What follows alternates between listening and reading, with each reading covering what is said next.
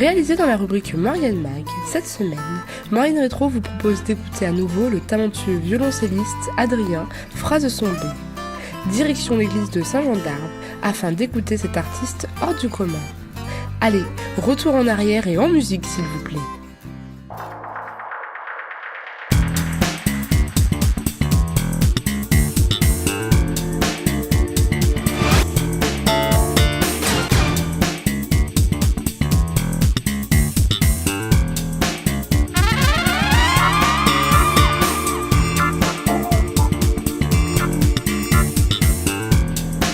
Ravi de vous retrouver dans votre Maurienne Mag. Cette semaine, nous vous proposons une rencontre entre un homme et son violoncelle en l'église de Saint-Jean d'Arves. Vous les entendez? Suivez-moi. Adrien Frazeson-B, bonjour. Merci de nous consacrer un peu de votre temps. Alors, vous êtes violoncelliste. Vous avez démarré le violoncelle à 4 ans. À 10 ans, vous aviez déjà un premier prix au CNR de Paris. Après, vous avez passé votre diplôme. C'est extraordinaire à 31 ans d'avoir déjà un parcours comme ça.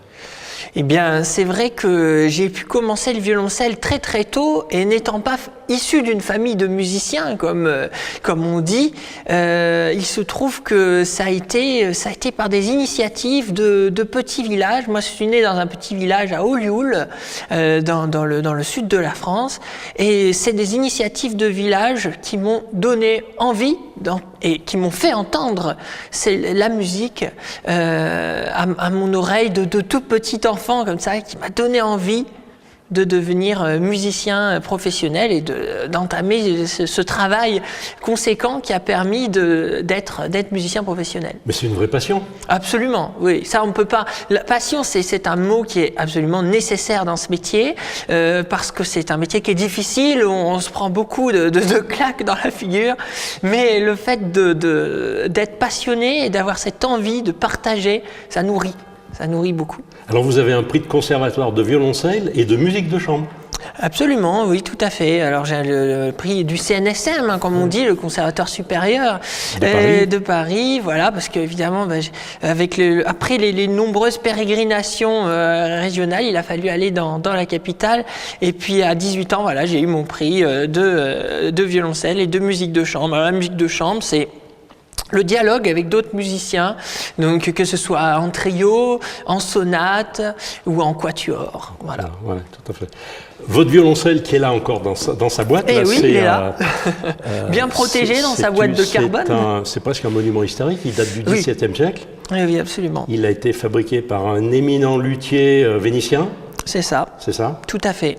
Alors c'est le luthier Matteo Goffriller, oui. Et donc on dit mon violoncelle, mais moi je ne suis qu'un passeur dans la vie de ce violoncelle, un passage dans sa vie.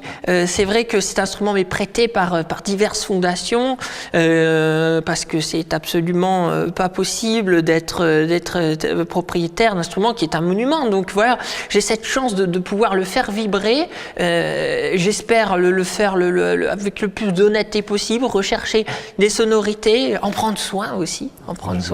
Il y a vraiment ce rapport-là, un rapport qui est une fusion entre tous les deux, et même je le personnifie dans mes spectacles, dans mes concerts. Il devient Matteo. Matteo, mon compagnon. Voilà, pour moi, c'est un ami. Hein. Alors, il y en a qui me disent, oui, c'est peut-être un peu comme ta femme. Mais non, mais ma petite amie serait jalouse, sinon. J'imagine bien. Donc vous n'avez pas le droit de vous en séparer. Voilà, absolument. Oui. Non, c'est plus un ami, un compagnon qui me permet d'aller jouer.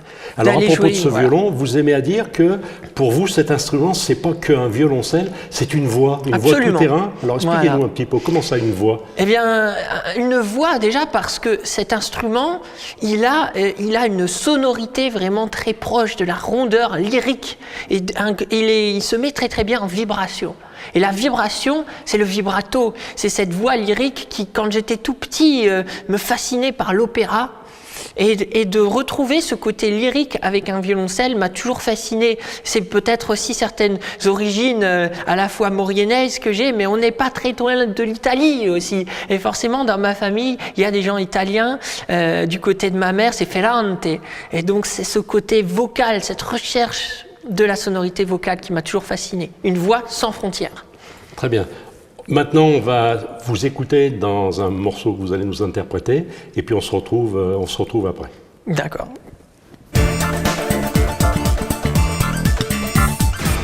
Et voici maintenant un tango. Un tango particulier, il s'appelle El Choclo. El Choclo, c'est l'épi de maïs. Mais ce thème du tango, j'ai pris le thème original de ce tango, j'en ai fait quelques variations, quelques improvisations qui nous amènent vers des ailleurs, finalement vers un voyage à la fois en Argentine, mais dans d'autres pays. Alors, voyageons ensemble.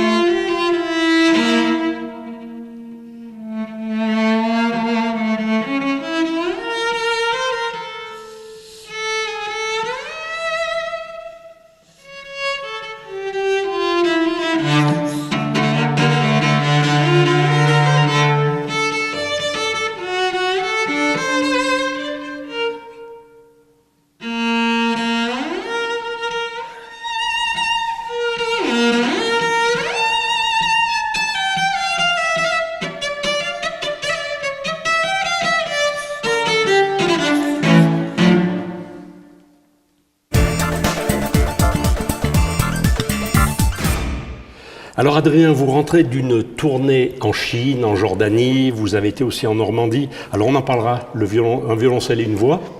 Alors, Qu'est-ce que vous allez faire en Chine?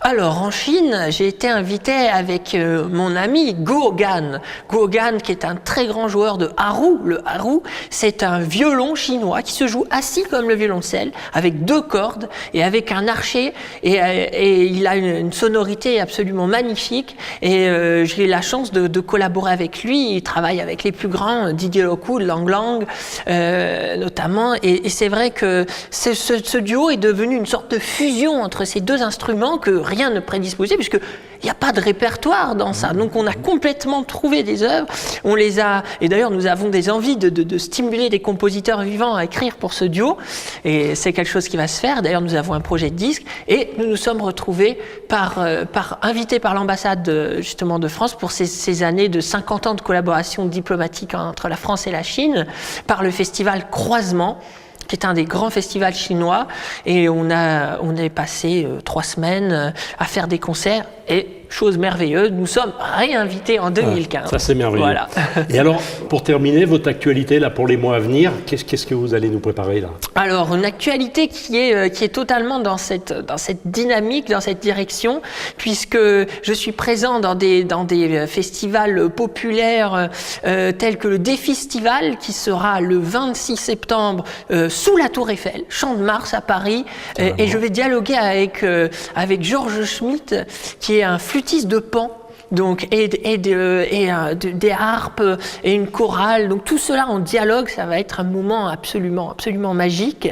Mais je serai aussi avec Guo Gan à l'église de la Madeleine à Paris aussi. Je vais venir bien sûr jouer dans la région, hein. Il y aura d'autres dates. On a des chances de vous voir pour Festivaloir à la fin de l'année, en début d'année prochaine. Absolument, tout à fait. Je serai présent à Festivaloir. Et puis plusieurs disques. Là, deux disques sont sortis cette année. Un disque Chopin et le disque avec Dominique Magloire, et nous enregistrons avec Guo Gan le disque du haru, et mon projet Musique et Gastronomie, qui est un projet auquel je tiens beaucoup, parce que j'ai travaillé avec le chef Fabian Feldman, qui est un grand ami à Biarritz, un chef étoilé de restaurant L'Impertinent. J'ai travaillé avec Akram Benallal, qui est chef 2 étoiles à Paris, mais aussi je vais travailler dans le nord de la France avec des chefs comme Marc Meurin, Florent Ladenne, que j'ai rencontré il n'y a pas longtemps. Donc finalement, le violoncelle, ça mène à tout. C'est ça, exactement. Même à dialoguer avec des grands chefs comme ça. Voilà. Et ce sont des beaux projets. Et la Chine en 2015. Voilà. Eh bien, Adrien Frasse-Sombet, merci beaucoup. Merci à vous de nous avoir consacré un peu de votre temps, parce que quand on voit quand même votre emploi du temps, c'est quand même très chargé. Oui, mais c'est pour moi très important d'être disponible pour les médias, parce que si on ne fait pas connaître ce qu'on fait, si on n'est pas présent médiatiquement, eh bien on reste à jouer dans sa chambre. Donc voilà. Eh bien, écoutez, en tout cas, merci d'avoir consacré cette interview à Maurienne TV. Nous y sommes très sensibles, et bonne continuation. Merci beaucoup.